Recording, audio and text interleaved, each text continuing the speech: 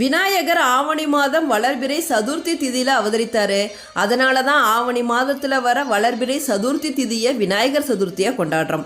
மாட்டு சாணம், களிமண், மஞ்சள், சந்தனம் இதில் ஏதோ ஒன்றை பிள்ளையாரை பிடித்து வைத்து 2 அருகம்புல் வைத்தாலே போதும். நம்மளுடைய குறைகளை கேட்க ஓடோடி வர எளிமையான கடவுள் தான் நம்மளோட கணபதி பாப்பா.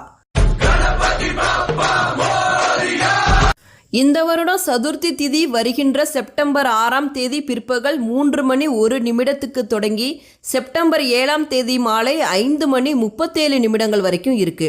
சூரிய உதயத்தோடு வர சதுர்த்தி திதியான செப்டம்பர் 7ஆம் தேதி தான் விநாயகர் சதுர்த்தி கொண்டாடணும்.